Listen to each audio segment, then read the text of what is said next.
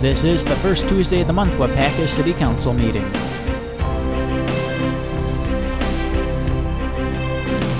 Everybody, we have a public hearing that we need to take care of before we get to the council meeting. So I'll start this public hearing. I'll call this public hearing to order. In attendance, we have Alderpersons Peterson, Olson, Mayo, Whitman, Chestnut, Perchatsky, Keelan, and Mayor Brian Smith, as well as staff, is here with us tonight. Absent, then we have Hackett and Hagan, both of those called in sick today. Oh, and I guess Jillian is not. Jillian is here, so Jillian is also here. The purpose of this hearing is on page 2 of your packet.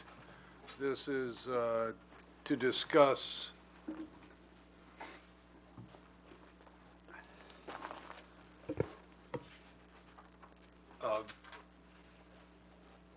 the vacating of a portion of Farm Drive and Apple Tree Lane. So they just discontinue using that property. So we're having this public hearing to give people the opportunity to give us testimony, first of all, in favor of vacating this roadway. If anybody would like to give testimony in favor, please step up to the podium, give your name and address for the record, and limit your discussion to 3 minutes or less. Any testimony in favor of vacating this property?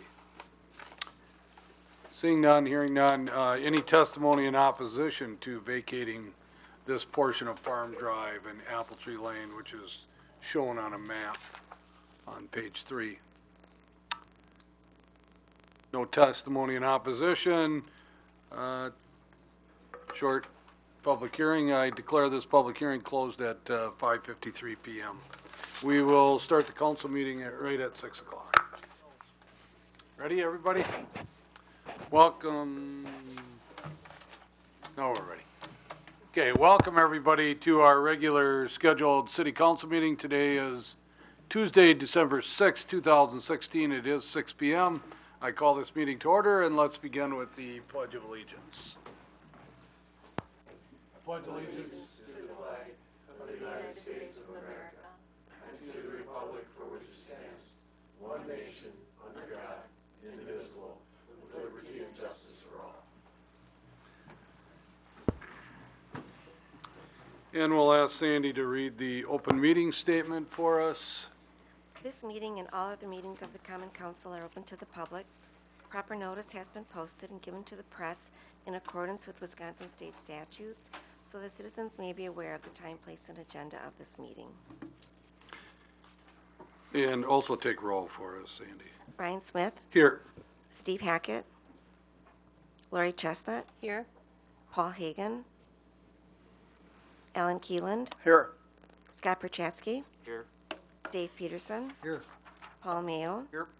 Chuck Whitman. Here. Jillian Peterson. Here. And Eric Olson. Here. 8 present. We have a quorum. Okay, next is the consent agenda. These are items, we take all these items with one motion and vote on those with that one motion, unless there is a council member or staff that would like to see those moved, any of those individual items, to the regular agenda where we would vote on those individually. If we're okay with the consent agenda as printed, then we would need a motion to approve. Second.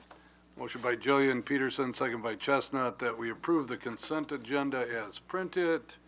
All in favor signify by saying aye. Aye. Against? Motion carried. Regular agenda,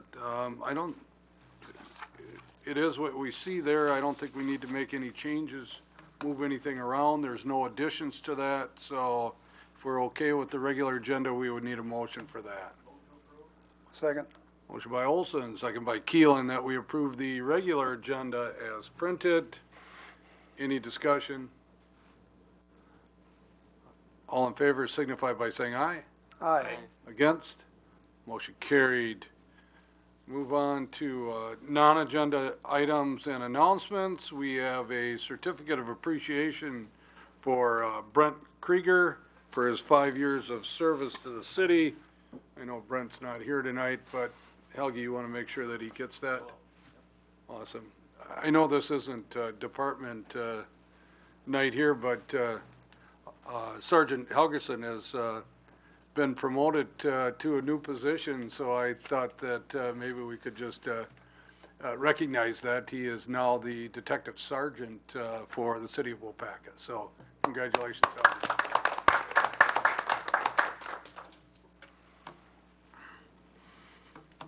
Okay, next we have public input. Is there anybody that would like to give public input on a non-agenda item?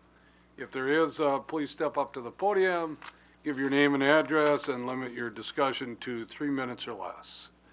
Any non-agenda public input? No unfinished business, so let's move right into new business. We have resolution number 1381. This is a resolution vacating a portion of Farm Drive and Apple Tree Lane in the city of Waupaca. I know Justin isn't here, Henry, so you're gonna. Yeah, I think we're going to tag team it. Okay. Be Brennan and I. This was basically a follow-up item that we overlooked at the tail end of the development of the new Fleet Farm project. And this was discussed back then. When we annexed this area in, we had all this extra right-of-way. Fleet Farm couldn't position their monument sign really for any further back to get out of that right-of-way. They would have been in wetlands, would have been unreadable. We were encouraging the monument sign, and our codes, kind of required it.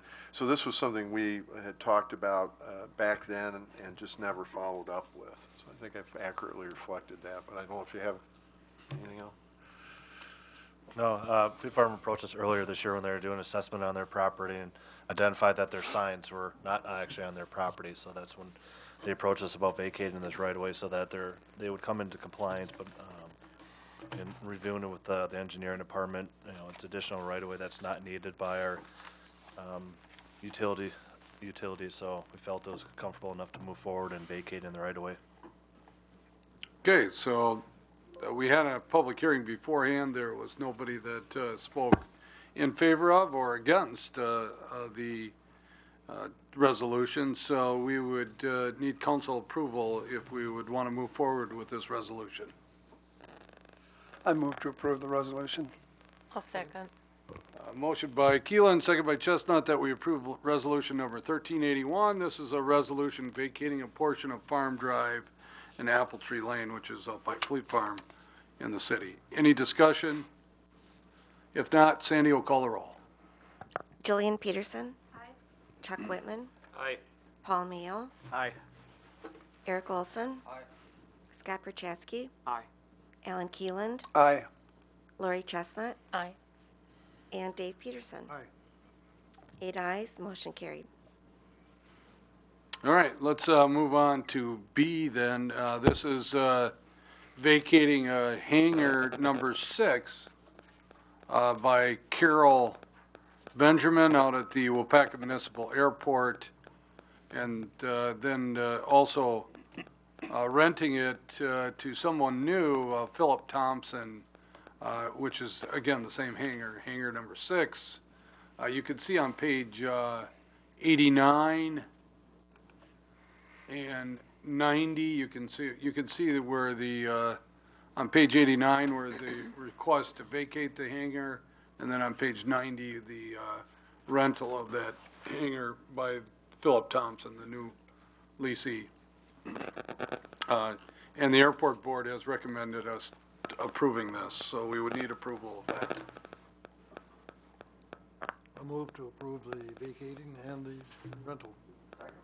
A motion by Dave Peterson, second by Olson, that we vacate, allow Carol Benjamin to vacate hangar number 6, and then allow Philip Thompson to rent that same hangar number 6. Any discussion? If not, Sandy will call the roll. Scott Perchatsky. Aye. Jillian Peterson. Aye. Eric Olson. Aye. Chuck Whitman. Aye. Dave Peterson. Aye. Lori Chestnut. Aye. Alan Keeland. Aye. And Paul Mayo. Aye. 8 ayes, motion carried. Okay, next we have a request from a LLC. It's called Z-Wolf LLC, Z-Wolf Eatery, which is on 107 West Fulton Street. How are you tonight? Good, how are you? Good, good. The request is for a Class B fermented malt beverage license, which is basically a beer license, and then also a Class C wine license. Dina is here tonight, if we have any questions. Dina and Zenith Zena. Stavican. Okay. All right, thank you. So, you want to tell us a little bit about your adventure here, as long as you got the TV Sure. and the public here? We're very excited to be in the, what I like to call historical Waupaca cafe space. And just breathing some new life into it, hopefully doing something that will be sustainable to the community and give something back as far as food, art, and music goes. My partner, Dina, I know a majority of you probably know who I am in the community, but Dina just located here from Gillett. So she'll be part of the community, and we're doing it together. So we're working really well, and it's exciting. So we're looking to be open on New Year's Day. Nice. Awesome. So your request here is just to, so that you're able to sell malt beverage liquor or beer, I'm sorry. And then, remind me again, what's a Class C? It is a wine only. Just wine only? Okay. It is going to be a very small portion of our offerings, Okay. but we felt it wasn't something that we could leave out. Okay. Awesome. All right. Are we required to wear stocking caps when we go in there? We've been working really hard, and especially today doing like final pushes and things like that. So we've been, moving wood and stuff all day. So maybe we Understood. just shouldn't take our hats off. No. All right. Okay, unless we have any other discussion, they're asking for these licenses. I don't think staff or, I haven't heard any discussion on this. Everything's okay? Well, I don't know that we've seen the bartender's licenses yet. Have you filed for those?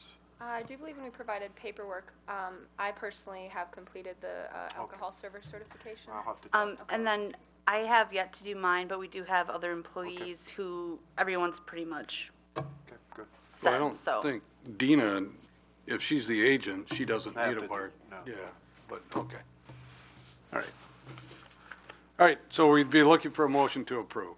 Move to approve license report number 1342. Second. Motion by Keelan, second by Whitman, that we approve license report number 1342. Any discussion? If not, Sandy will call the roll. Jillian Peterson. Aye. Eric Olson. Aye. Paul Mayo. Aye. Chuck Whitman. Aye. Alan Keeland. Aye. Scott Perchatsky. Aye. Lori Chestnut. Aye. And Dave Peterson. Aye. 8 ayes, motion carried. All right, good luck to you. Thank you. Thank you very much.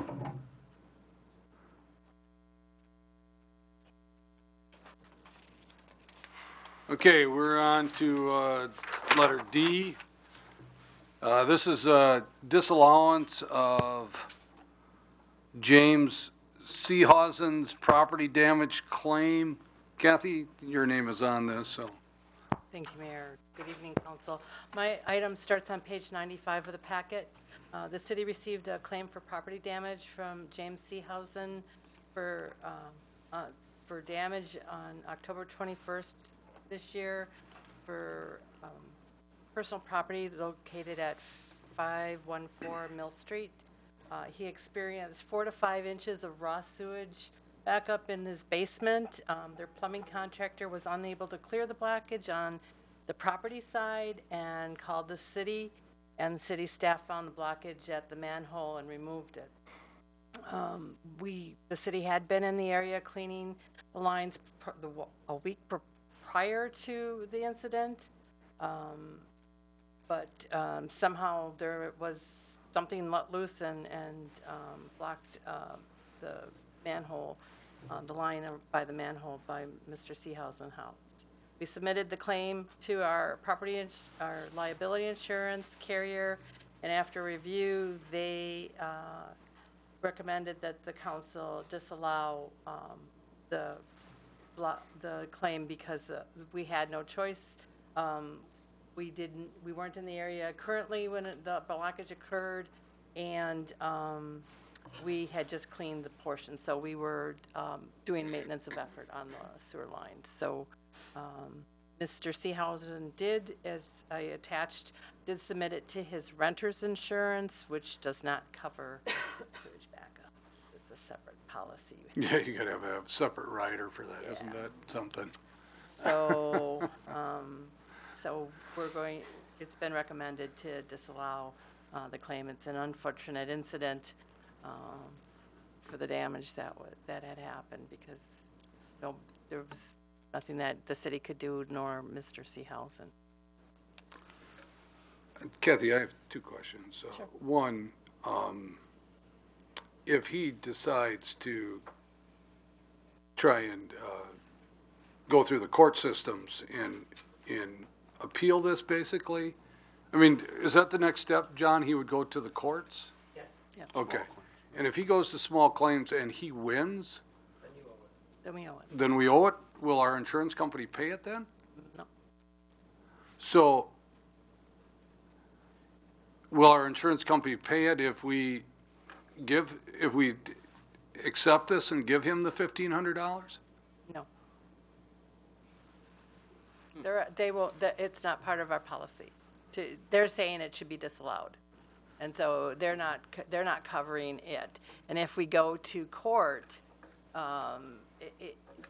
it's pretty much, put it this way, they would be on the hooks for $500. We have a $1,000 deductible. Kathy? Yeah. So you're saying the city was doing work nearby? A week prior, we had cleaned that line. Okay. And so we did the maintenance of effort. So as long as we've been in the area and have been cleaning the line, under statutes, we showed that we've done our due diligence in cleaning it. Somebody could have loosened something up, something could have plugged, but there was blockage. Henson had said that they did remove something there. So what they removed, was that on city property or his property? On our property, it was right at the manhole. Okay. Do- I'm having a problem denying They it. disallow it. Well, hold on. Let Paul finish here, and then we'll just go. I'm having a problem with denying it. If it's blockages on city property and cause damage to his personal property, if I were him, I would not be happy about this, and I probably would pursue it. I know, I'm just telling you what we have under statutes. So under statutes, we've done our maintenance of effort. We weren't at that time in the area working, so we didn't cause the damage, the blockage. Something in the line must have loosened up. Somebody could have routed their line up farther, and it could have flowed down and blocked right by his manhole, by his line. I'm trying to explain it as easy as I can, but it's under our policy and under statutes. We've done our due diligence, and it's just an unfortunate accident. Chuck, did you want to say? Well, it's the same thing, if it's a blockage on ours, even if we were cleaning it, and loosen something up or cause something, and it sounded like he did try to clean it out.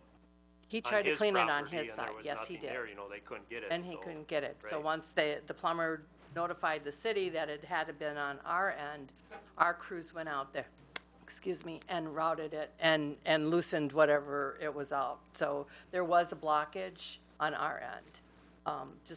But under statutes and under our liability insurance, it wasn't at that time that the blockage happened that we were there causing the damage. Alan, you wanted to say I something? was just wondering if we knew what the blockage was. Roger didn't tell me. He just said it was a mass of something.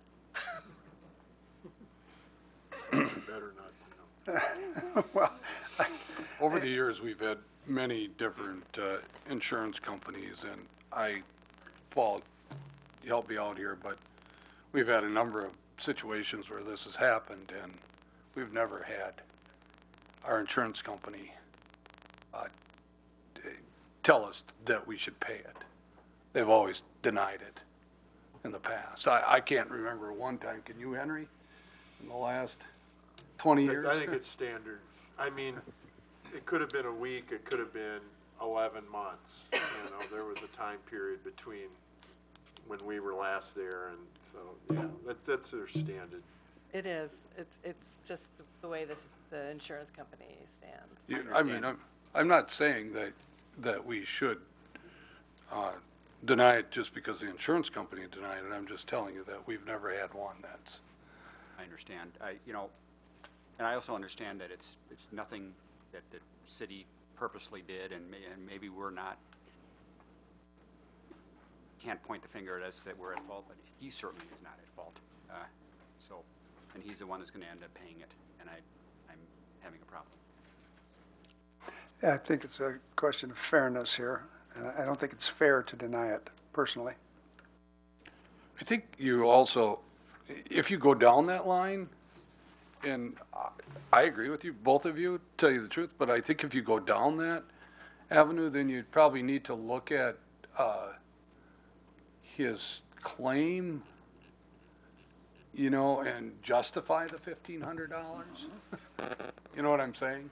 I mean, if you're willing to give him I suppose you don't have to give him the 1,500 either. You could give him something less if you decide to give him something. But I mean, they're just estimating the $1,500. They didn't get appraisals on any of these things or anything like that. Mayor, I'd like to suggest we give him the deductible of $1,000. If the insurance company would have accepted it, it would have cost us that anyway. Is that a motion, Paul? Sure, I'll make that. Okay. I'll second that. Okay, we have a motion by Mayo, a second by Whitman, that we approve payment to James Seehausen for damage that was done by a plugged sewer line. Can I ask a question a second? Yeah, hold on just a second. And part of the discussion should really be is where we're going to get this money from too. But okay, go ahead. I'm just curious if we know how often this happens. I don't know if this happens a lot, if this is gonna kind of make people come forward more often. It's actually happened at my house twice, and it's awful, just so you guys all know. But I'm just curious how often it happens, and if there's something that we can do on our end to In your prevent it current more. home? My current house, yeah. It happened Really? in my basement once and in a bathroom where it like shot out of a toilet and like all over the walls and the ceiling.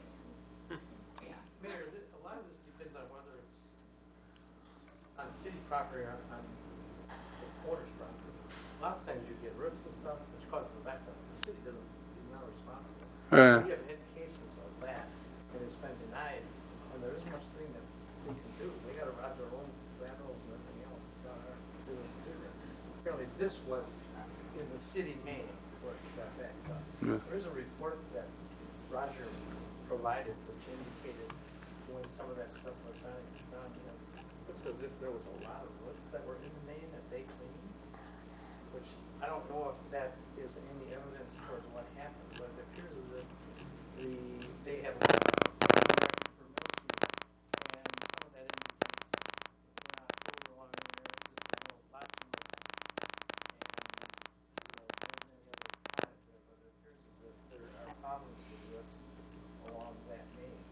Whether it was in the main or if it was something that came down, or I don't know. It was in the main where the plug up was. Because they couldn't even clear it out from inside the house, they would get the city to do it. I'm just telling you what I read. I don't know what that means necessarily, but. Okay. Yeah, we do have a motion and a second on the floor.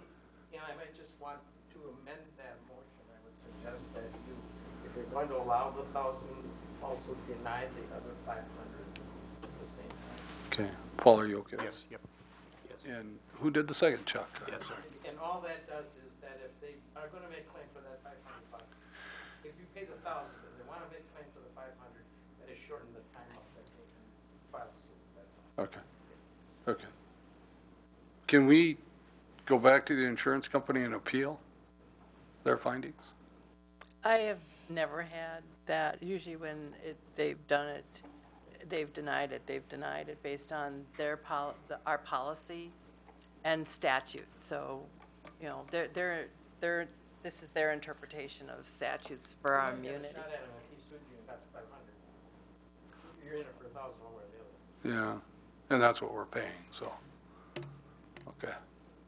So it doesn't really even matter to go back. And Go in ahead. response to Jillian's question, since I've been here, this is my first sewer claim. In my practice of 30 years, I've had probably about a dozen, and this is probably the cheapest one I've had. Normally they get somebody like Service Master to come in, and that's about $5,000 to clean the basement. So Yeah, they didn't even put in there no, they didn't. They did it cleaning at all. themselves. That was Clean just, it with bleach. So right? I think, you know, it's not a regular occurrence that it ends up happening that it's the city side that's blocked. It's most of the time it's the private side that's got the roots. Well, this is the time when I try to make people that, and hopefully Angie will help in reporting this, that make sure that if you are a renter, that you get renter insurance and you get the proper renter's insurance to cover things like this, you know, and we can only, as landlords, you know, and I have some rental properties, as landlords, we always tell our tenants to get renter's insurance, but again, I found out the hard way too that there are certain things that renter's insurance doesn't cover unless you specifically ask for those to be covered. Go ahead, Scott.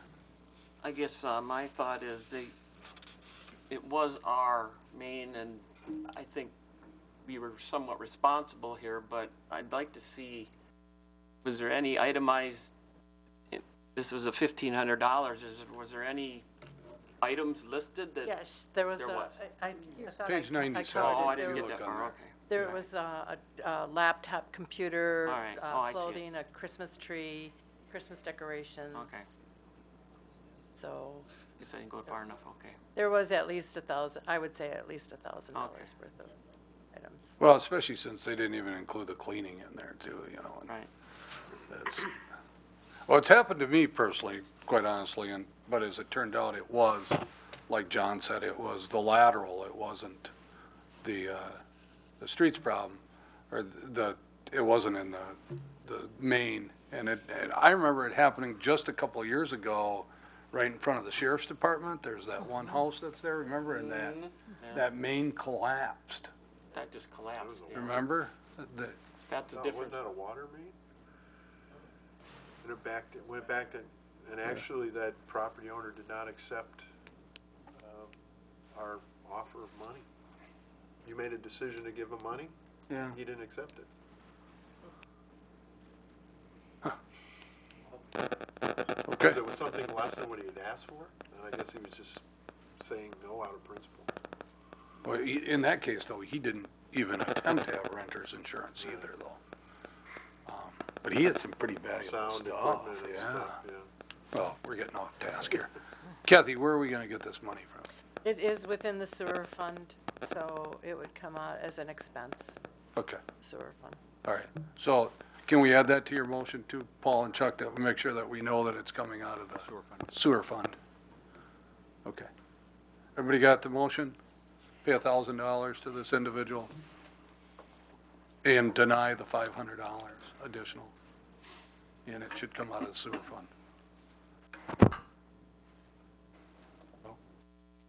Sandy, call the roll. Dave Peterson, Aye. Eric Olson, Chuck Whitman, Aye. Alan Keeland, Aye. Jillian Peterson, Aye. Lori Chestnut, Aye. Paul Mayo, Aye. and Scott Perchatsky. Aye. 8 ayes, motion carried. Okay. Move on to the next. This is the ratification of the labor agreement between the city of Waupaca and the Waupaca City Law Enforcement. Henry, you want to? Well, I think you missed E, sir.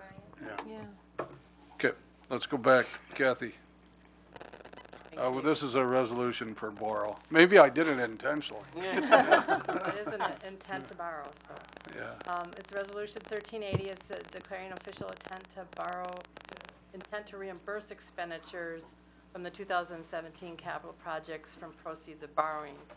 One of the requirements that the city is, should do for borrowing is if they're intending to borrow at a later time and reimburse itself with tax exempt bond proceeds, is to have a resolution declaring the official intent. There's, from our bond attorney, Quarles and Brady, we have two options. One would be that each year we would list the amount and projects that we intend to borrow for and reimburse ourselves for, or which is option number one, and it's project specific. Or we could do option two, which the council delegates an official, which would be the finance director, city treasurer, to make that declaration of intent on behalf of the city each time we would reimburse and the situation arises. And that would be a one-time resolution we would just have to pass, and we wouldn't have to come back each year and make an amendment. So I would keep track of which ones we were going to be able to reimburse ourselves each time with the tax-exempt bond proceeds. So it's just some legal housekeeping that we need to do for our borrowing. And the only reason I'm doing this is in the intent that we go out to the market and you do tax-exempt bonds if the interest rates are good and our financial standing is improved. So I'm looking at just making sure we have all the documentation and resolutions that we need to do that type of reimbursement from any bond proceeds.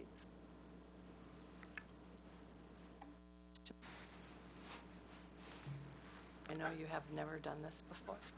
No, and tell me again, what, if we don't do this resolution, what happens? Technically, you cannot reimburse yourselves for, if you borrowed afterwards, and let's say, well, take for instance, you spent the money for the roof on the Hendrickson Center in 2014. You were planning on reimbursing yourselves when you borrowed in 15. Technically, with the tax-exempt bonds, you would not be able to do that unless you said the intent was to do that. Okay. Hendrickson Center, where's that? Okay, go ahead. It's just some bond proceeds, bond and debt service housekeeping that I'm trying to set for the city. So. Okay, makes sense. So there's two options here. Option one would be each year. Okay. And option two, you would just designate me to make those designations for reimbursement, and you'd only have to do this resolution once.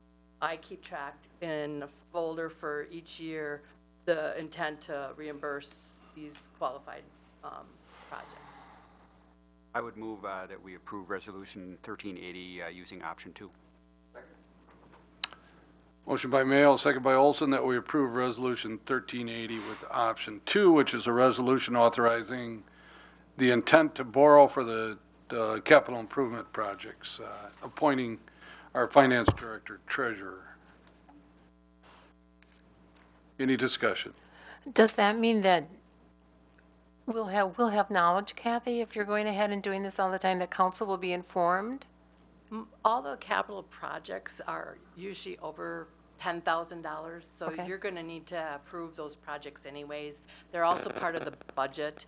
So as part as we'll be making the determination that this is reimbursable during the budget process that I'm going to borrow at a later date, and these are ones that will be reimbursed. That's all it is.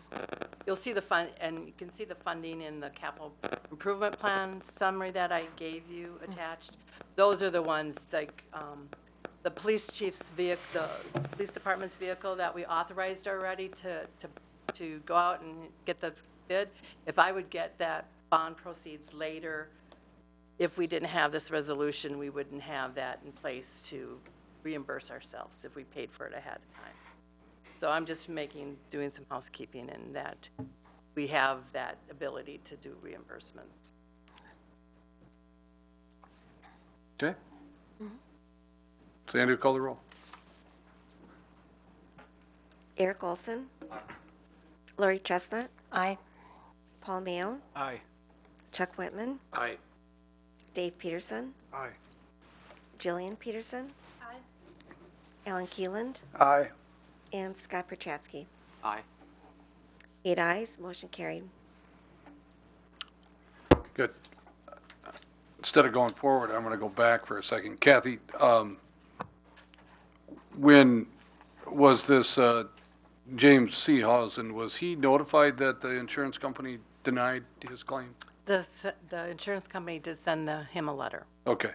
And did he know that he had the opportunity to come in front of council? I did tell him, yes. Okay. And he chose not to, obviously. No, well, he probably thought we were going to deny it. Okay.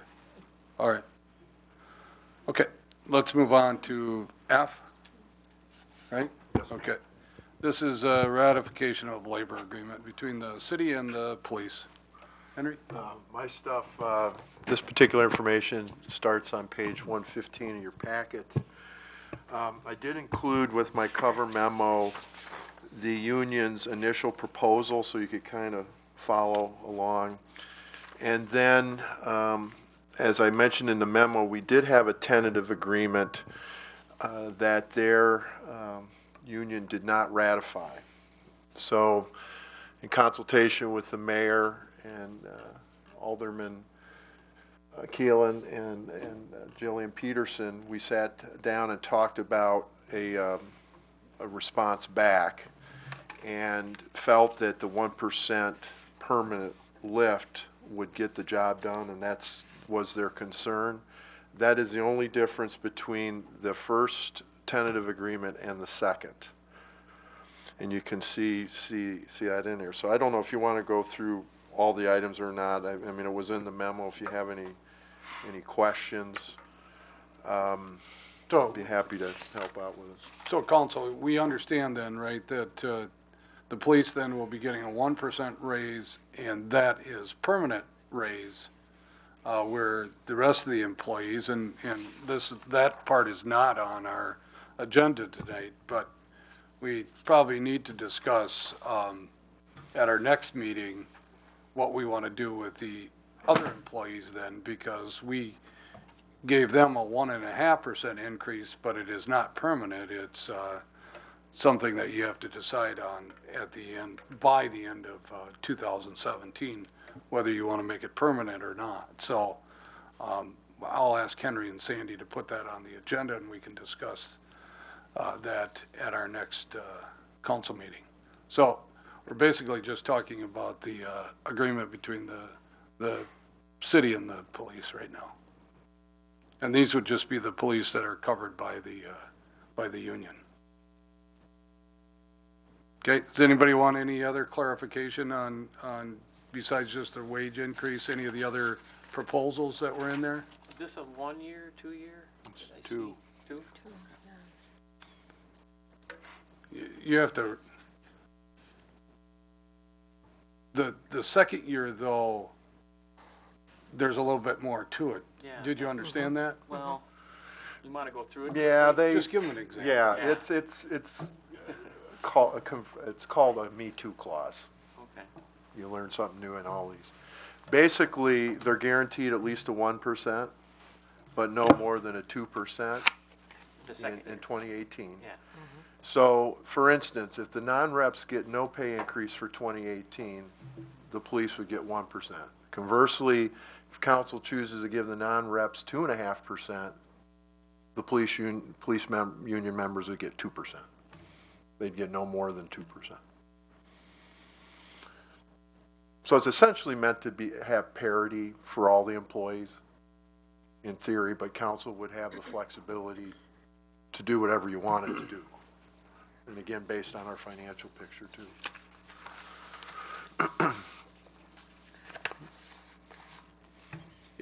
It does create a little bit of problem though, because if we choose not to make this permanent, then it could create a larger increase in 2018 for the other employees, which then would give the police an additional increase. So that's why we need to discuss what we're going to do with the other employees. Okay? We didn't have a motion, did we?